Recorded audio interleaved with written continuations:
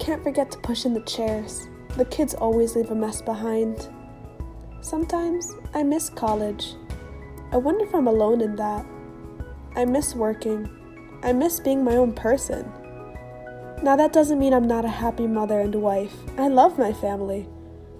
However, I can't help but feel unfulfilled and unchallenged as an intellectual. I miss working. After World War II, many women, including myself, were displaced. Fortunately, after that I was still able to work. However, once I was pregnant with my second child, I was fired because I requested maternity leave. The union couldn't help me. It just makes me feel like I've been failed as a woman and as a mother. And it leads me to ask, is this all? I wonder if anyone else is feeling the way I do. These are for my best friends back in college. They always seemed so dedicated and seemed like they knew what they were going to do. Hi, how are you? Hello. Thank you for having me here. Of course. So, as you know, I am here to do an interview. I'm currently interviewing everyone that was a part of our graduating class so that I can do something for the 15-year reunion. So, I have a few questions for you. Is it okay if I interview you? Yes. So, my first question is, what did you study at Smith College? I studied business to become a manager. That's fantastic. Very nice of you. My next question is, how do you feel about your college education? I had a really good experience. I learned a lot and I became what I wanted. That's fantastic. Do you still use your college education today? Well, no, I don't, because my husband came back from the war and I had to stay home and take care of the kids. So now you're at stay-at-home mom? Yep. How do you feel about that? I feel mostly like I wasted a lot of years of my life. I'm happy I got to do what I did, but I feel like I could do more. And that is really interesting. After interviewing my classmates, I did the math. 89% of my graduating class felt they weren't using their education. Many of them felt unhappy in their roles. During World War II, we women took over male-dominated jobs. This was fulfilling work and gave us a taste of freedom. But once the men returned, we were forced to give up our jobs and return to the happy housewife position, which was near impossible for many of us. The unhappiness of those who were trying to fit this feminine mystique image led to the problem that has no name, which led me to writing The Feminine Mystique.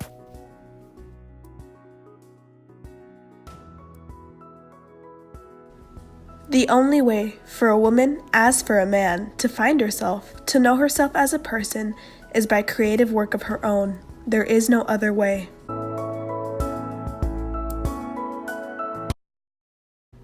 The Women's Strike for Equality was on August 26, 1970.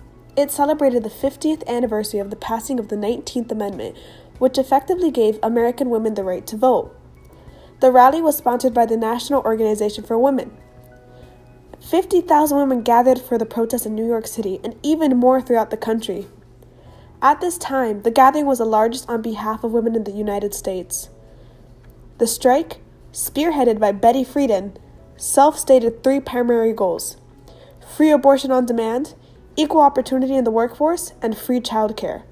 The strike also advocated for other second-wave feminist goals more generally, such as political rights for women and social equality in relationships such as marriage.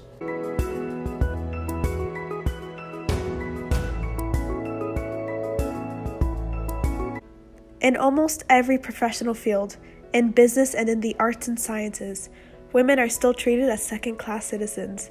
It would be a great service to tell girls who plan to work in society to expect this subtle, uncomfortable discrimination. Tell them not to be quiet and hope it will go away, but fight it.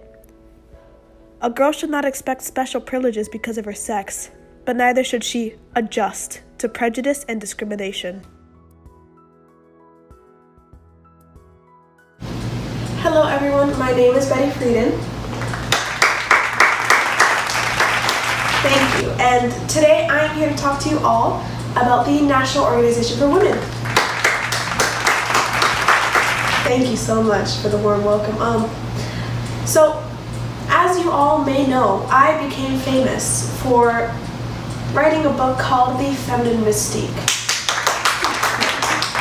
Thank you so much. I really appreciate it.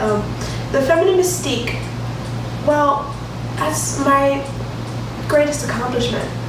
Other than starting this organization with all the fellow women who went with me to the Washington Conference. As you might have heard, the reason we started the entire organization was we felt unsatisfied. We didn't feel like we were generating anything to actually help women. So we decided it was time for us to go off on our own and start our own organization. Since doing that, we have accomplished so very much. As you know, in the same year that I published my book, the Equal Pay Act was passed by Congress.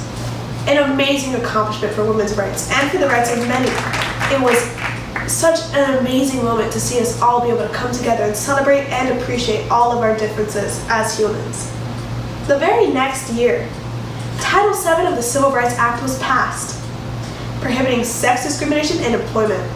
Another incredible accomplishment for our entire community. And I cannot explain how proud I am of us and our ability to change all these rules. Right after that, the Supreme Court, with our very dedicated protesters, managed to establish the right of married couples to use contraception, a grand move in the way of women's rights. Controlling your reproductive rights is what makes you free. And I am so proud to say I was part of that fight. And in 1968, as you may know, Lyndon B. Johnson signed an executive order prohibiting sex discrimination by government contractors, meaning you cannot be discriminated against in jobs in any way. A fantastic accomplishment and change. For now, women will not be discriminated against for being women. As you all know, just last year in 1972, Title IX of the Education Amendments prohibited sex discrimination in all aspects of education programs that receive federal support, meaning your public schools, your college, all of those education systems can no longer discriminate against women for being simply women. Not only did that happen, but the Supreme Court upheld the right to use birth control by unmarried couples. That is monumental. Allowing couples who are not married but are together to use birth control. And now for the biggest announcement yet. As you all know, this recently happened.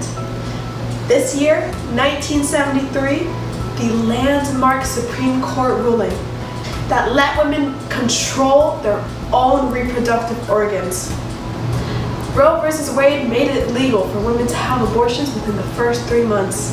A fantastic step in the right direction for women's reproductive rights, and incredible if I must say so myself. And this is just one of the few things we have started talking about. Thank you so much for your time. Oh, I really appreciate it. Thank you so much. Thank you. I have led you into history. Now I leave you to make new history.